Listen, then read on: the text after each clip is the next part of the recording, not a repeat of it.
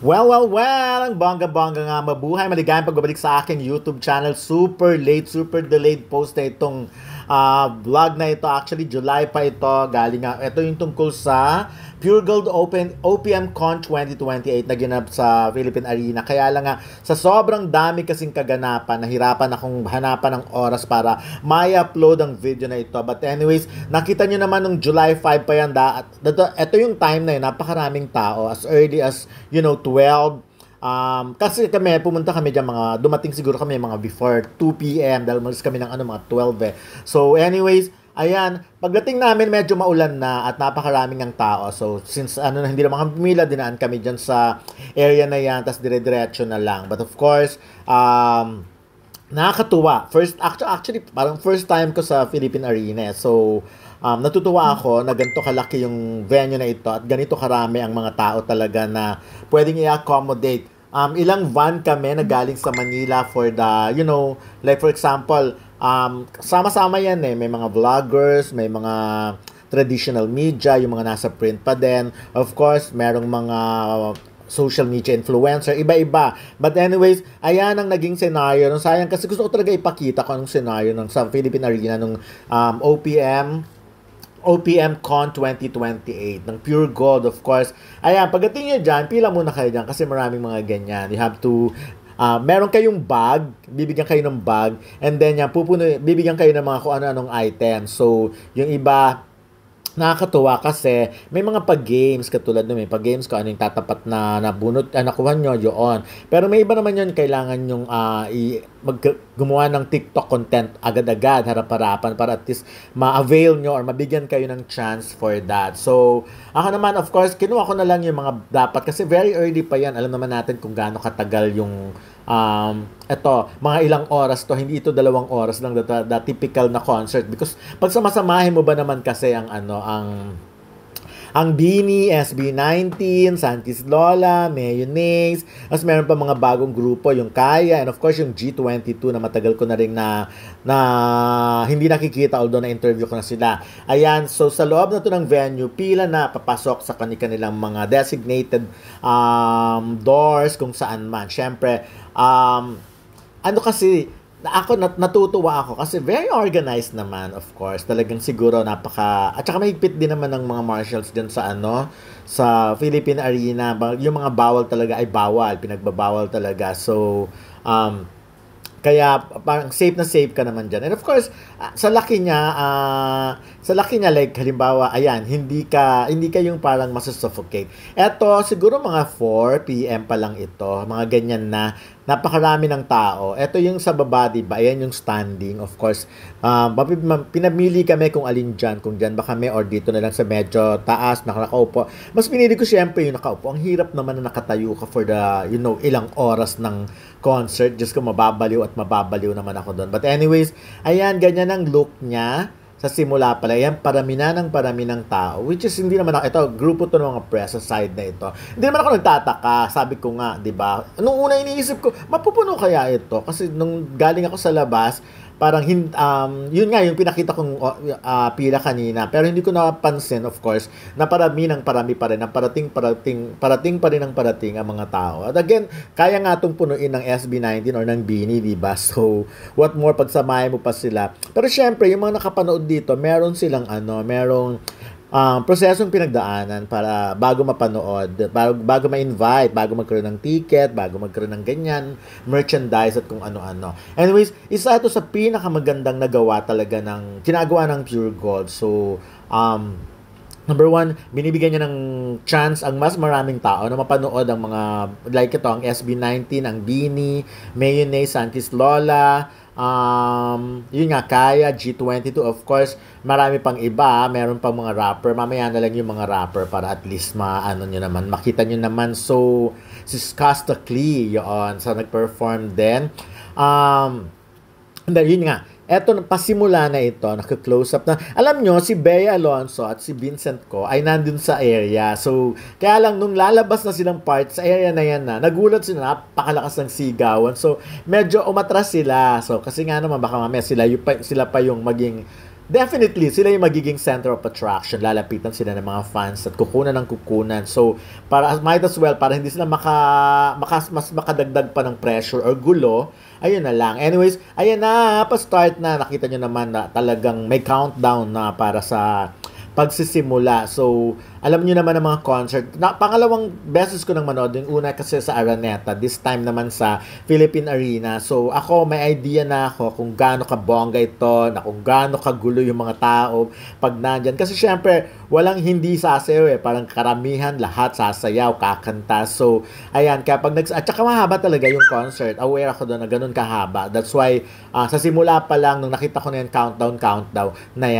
na yan, ayan na. Start na ng bula-bugan portion at ready naman ako for that dahil ako nga isang fanay din talaga ako ng SB19. O, diba, yan. Merong anong tawag doon? So, yung mga light yan parang bracelet siya na pinapapasuot sa'yo, ibibigay sa'yo, and then, sabay-sabay siya na kumbaga naka-connect sa lahat, kontrolado ng tapos lahat ng color, sabay-sabay, kaya ang ganda-ganda talaga. So, maaaliw ka sa light pa lang, yan mga ganyang eksena pa lang, maaaliw ka na. Talagang mapapaindak, mapapakanta, mapapasayaw ka talaga. At syempre, karapat dapat purihin ang Pure Gold because of the international caliber na stage. Talagang alam mong mamahalin yung entablado.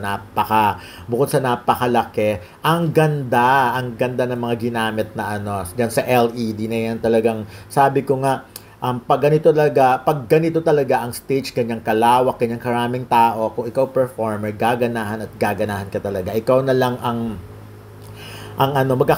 may problema kung di ka pagaganahang mag-perform. Yung mga ganito talagang ibibigay mo ang best mo. Kaya winner ka talaga. So ako talaga, that's why I'm super excited na makita agad-agad. Although, nung una siyempre, nagdadalawang isip ako, pupunta pa ba ako sa concert? Kasi at the time, nakaburol din nasa wake din si Manay Lolit Soli. So, medyo nagdadalawang isip nga ako. Pero wala naman akong nagawa. I mean, parang gusto ko din talaga kasing manood. So, napakagrabe ang pagod ko nung time na yan. So, di ba, etong season na to, sabay-sabay din yung event namin. Like, meron kaming AMini ni Ray Pumaloy na nag-anniversary din. Mag-anniversary by Monday. And then, by Sunday, 8 eddies din. So, yun yung awards night namin ng mga kasama kong mga entertainment editors. So, ayan. Kaya talagang sabog na, yung utak mo talagang gulong-gulo na. Medyo, yung week na yon, kaya wag nyo na akong sisiyan kung bakit ngayon ko lang na-upload dyan. Wag nyo na akong tanongin, ganun kasi karaming ginagawa. Ito yung sinasabi ko kanina,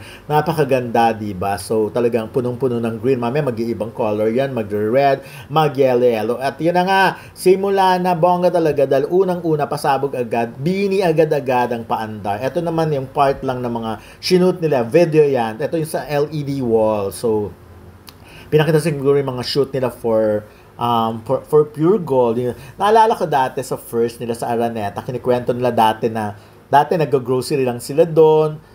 Tapos ngayon, sila na yung endorser, yung mga ganon. So, talaga ang buhay hindi mo masasabi. Ngayon nga, katulad ng nangyari sa kanila, yung experience nila, mga na sila, kumbaga noon, kumbaga pupunta lang sila ng Pure Gold para bumili ng mga items or mga kung anumang gagamitin nila sa bahay. This time, talagang sila na ang endorser. And I'm sure naman, waging-wagi sila bilang endorser. Talagang, at syempre, ang Pure Gold na napakalaking company, sure naman ako na hindi naman nila kukunin ng bini kung walang Pero yun nga, sinasabi ko palang, kaya kung ako rin performer, at pag kinuha ko talaga ng Pure Gold mag-perform, talagang hindi ka tatanggi. Talagang ikaw na lang nga again. Ayan na, so pasabog na agad ang bini. Ako, I like their yung mga costume nila ngayon. Kasi at least, madali silang, siguro pwede kong maisip na nung mga time na yon parang, di ba si Julina Magdangal,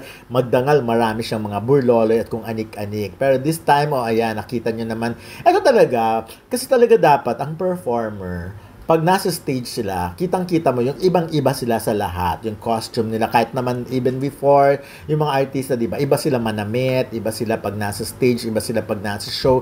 Kailan talaga extraordinary. So, this time, kaya kuhang-kuha ng bini ang kiliti ng napakaraming kids. Kasi ako, dami kong kakilalang yung mga apo ko, for example, baliw na baliw din sa bini. Talagang talagang ano, sila yung gustong-gusto nila makita ang BINI. So anyways, ayan, so pasabog kung pasabog kung pasabog ang sunod-sunod. Alam nyo, nakakaloka talaga ang concert pag pag ang Pure Gold talagang bubusugin muna kayo. Hindi sila aalas hangga't di kayo busog.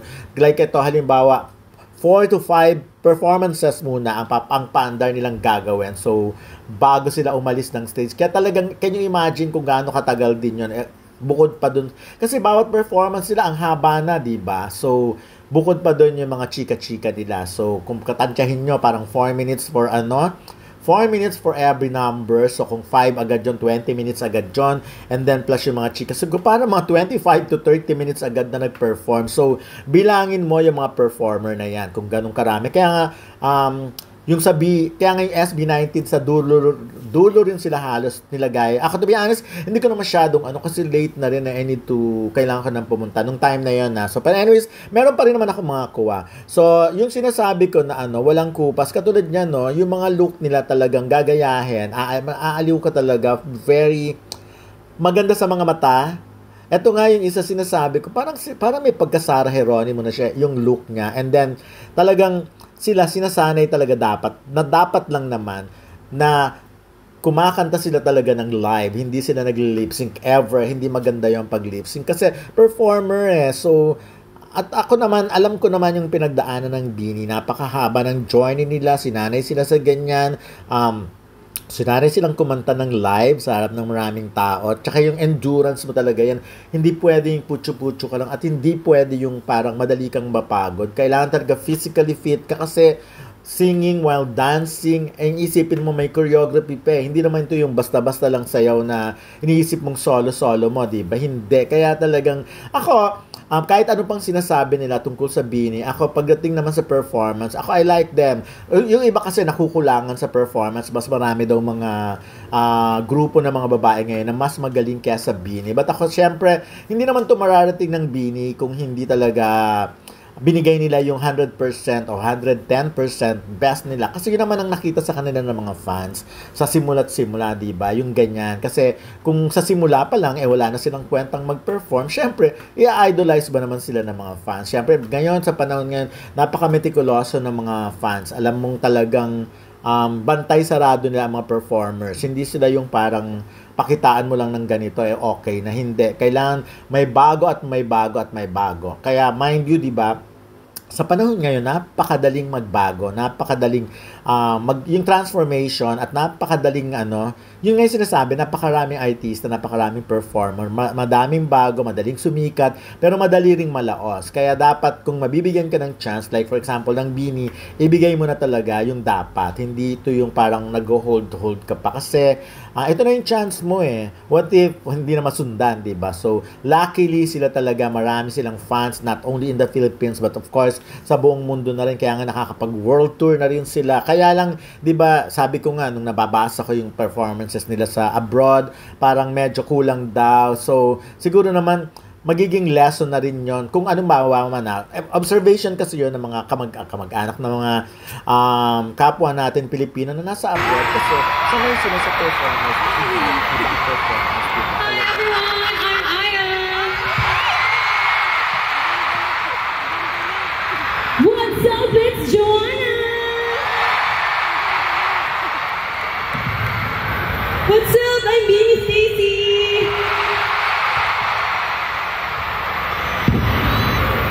Hi everyone, I'm Gwen.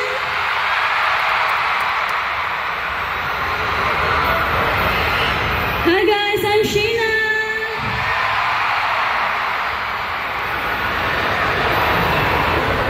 Hi everyone, it's Rika.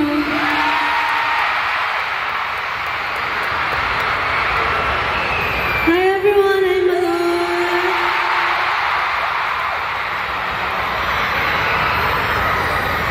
Hi guys, I'm Kula. And we are BINI! Woo! Masayang araw ng OPM ko! Kumusta kayong lahat mga nurse? Yes! At ngayon, parang panaginip ulit. Grabe. Ang nostalgic. Ang feeling. Saka napakagandang welcome blessing na to sa ating girls. Kasi yun nga, coming from our world tour, tapos nagpungkaman tayo. Tapos sinold out ninyo ang concert ni Tita P. Diba? Grabe talaga. Yes, that's absolutely right. And thank you so much, guys, because we feel all your love and we just want to give back the love hundredfold and more. Kaya thank you so much. Yes, and syempre, hindi lang Blooms namin yung nandito tonight.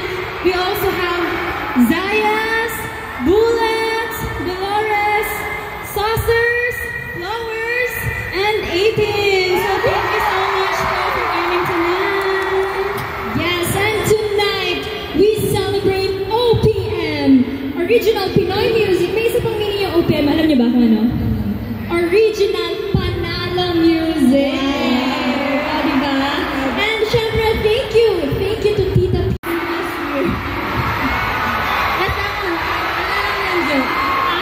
Kasi sila first tayo nag-Virgo, kaya Blooms. Diba? Nakasupay sila sa ating video. Ang grabe lang. Ito ba yung concert? Diba? Wow, ganito pala yung tsura nila dito. Wow!